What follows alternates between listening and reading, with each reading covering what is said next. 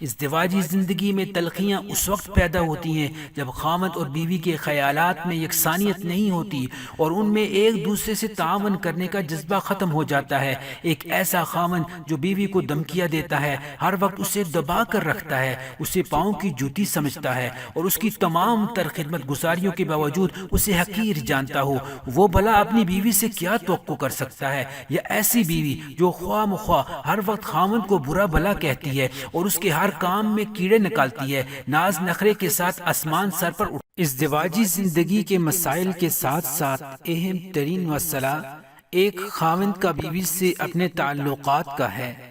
دراصل دیگر تمام ازدواجی مسائل کے حل میں تعاون بننے والا یہ بنیادی مسئلہ ہے۔ اگر خاوند تلخ مزاج اور جھگڑالو ہے، مارتا پیٹتا ہے، تو اس کی بیوی اس سے کبھی خوش نہیں ہوگی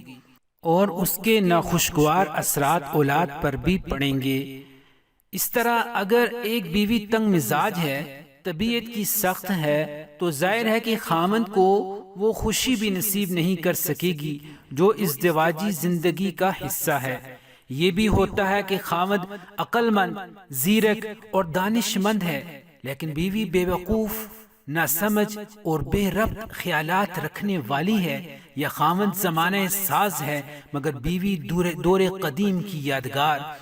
خاوند محنت کرنے والا ہے مگر بیوی اتنی سست کہ وقت پر روٹی پکانے کو بھی اہمیت نہیں دیتی۔ خاوند آوارہ گرد اور بیوی انتہائی شریف، نیک اور صابر ہے، یا بیوی تو ایسی ہی ہے مگر خاوند مہذب اور دلچسپ شخصیت کا حامل ہے۔ ان تمام حالات میں جبکہ صورتحال ایک دوسرے کے برعکس ہوتی ہے، تو صفات رکھنے والے خاوند پر یہ فرض لازم ہو جاتا ہے کہ وہ نقائص رکھنے والی بیوی کی رہنمائی کرے اور اسے اپنے ڈھب پر لائے۔ اسی طرح اوصاف کی حامل بیوی کو چاہیے کہ اسے قدرت نے جو صفات بخشی ہیں ان سے مدد لے کر اپنے خاوند کے صحیح رہنمائی کرے۔ ایک اچھی بیوی اپنے خاوند کے لیے بہترین نعمت ہوتی ہے۔ ہمارے معاشرے میں بیوی عموماً گھر میں رہتی ہے اور معاشرے اور گھر میں اس کی حیثیت ملکہ عالیہ جیسی ہوتی ہے، لیکن اس کے باوجود وہ دھوبن کے فرائض بھی سر انجام دیتی ہے اور باورچن کے فرائض بھی سر انجام دیتی ہے، اور ایک اچھی آیا بھی ہے اور خدمت گزار بھی، اور بچوں کی نگہداشت بھی کرتی ہے، اور خاوند کی دلجوئی کرنا بھی اس کی زندگی کا ایک لازمی حصہ ہے۔ اپنی ان شاندار خدمات کے بدلے وہ اس بات کی حقدار ہوتی ہے کہ خاوند کی نظر التفات ہمیشہ اس کے شامل حال رہے اور خاوند اس کی اس طریقے سے پیشرائی کرے کہ نہ صرف گھر میں بلکہ پورے معاشرے میں اس کی عزت و وقار اور شان و شوکت قائم ہو۔ اس کا فائدہ بھی براہ راست خاوند کو پہنچے گا، کیونکہ جب گھر باوقار ہوگا تو خاوند کی عزت و شان میں مزید اضافہ ہوگا۔ اس طرح ایک اچھی بیوی اپنے خاوند کے لیے بہترین نعمت ثابت ہوتی ہے اور نہ صرف گھر کے نظام کو خوبصورت سے سنبھالتی ہے بلکہ خاوند کی بیرونی مشکلات پر عبور پانے کے لیے اس کی بہترین معاون ثابت ہوتی ہے۔ ایک ذہین اور سمجھدار شادی شدہ شخص سے اس کی بیوی اور اس کے گھر کے حالات کے متعلق دریافت کیا گیا تو اس نے انتہائی پر اعتماد لہجے میں اپنی شاندار رائے کا جو اظہار کیا وہ قابل قدر ہے اور قابل تقلید بھی۔ آپ بھی ملاحظہ فرمائیے اور اسے مشعل راہ بنائیے۔ میں یہ بات یقین کے ساتھ کہہ سکتا ہوں کہ میں نے اپنی بیوی کو عزت نفس سے نوازا ہے اور اس کے صلے میں میری بیوی نے مجھے خود مختاری دینے میں خوشی اور مسرت محسوس کی ہے۔ میں جب کبھی پریشان ہوتا ہوں تو میری بیوی مجھے حوصلہ دیتی ہے،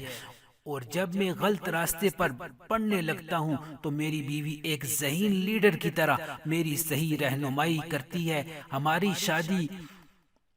ہم دونوں کے لیے نعمت ثابت ہوئی ہے اور ہم دونوں نے ایک دوسرے سے زندگی کے حقائق کے متعلق بہت کچھ سیکھا ہے۔ سب سے زیادہ خوشی مجھے اس وقت ہوتی ہے جب میں کام سے فارغ ہو کر گھر لوٹتا ہوں تو میری بیوی مجھے بسم اللہ کہہ کر مجھے خوش آمدید کہتی ہے تو میری ساری تکلیفیں دور ہو جاتی ہیں۔ زندگی کے ہر لمحے میں وہ مجھے سہارا دیتی ہے۔ اسی طرح ایک بیوی نے اپنے خاوند کے متعلق اظہار خیال کرتے ہوئے اپنے مخلصانہ جذبات کی ان الفاظوں میں ترجمانی کی: مجھے اپنے خاوند پر فخر ہے۔ جب بھی میں تھکی ہوئی قابل رحم حالت میں ہوتی ہوں تو یہ صرف میرا خاوند ہی ہے جو میرے لیے تسکین کا باعث بنتا ہے۔ ایک عورت سے پوچھا گیا کہ شادی سے پہلے وہ کیا سمجھتی تھی اور شادی کے بعد اس کے تاثرات کیا ہیں، تو اس نے بڑی سادگی سے جواب دیا: شادی سے پہلے میں خوف زدہ تھی کہ میرا وجود غیر محفوظ، کمزور اور ہدف بننے والا ہوگا۔ میرا خاوند جب چاہے گا میرے پیٹ پر لات رسید کر دے گا، لیکن میرے یہ جذبات غلط ثابت ہوئے اور شادی کے بعد مجھے پتا چلا کہ بحیثیت خاوند و بیوی ہم ایک دوسرے پر مکمل بھروسہ اور اعتماد کر سکتے ہیں اور تمام تر انسانی کمزوریوں، بکھلاہٹوں اور چھوٹے چھوٹے جھگڑوں کے باوجود ایک دوسرے سے شدید محبت کر سکتے ہیں اور زندگی کا خوشگوار انداز سے گزارنے کا اسلوب اختیار کر سکتے ہیں۔ اور اس بات سے کون انکار کر سکتا ہے کہ خاوند اور بیوی جب دن کے کاموں سے تھکے چکے ہوتے ہیں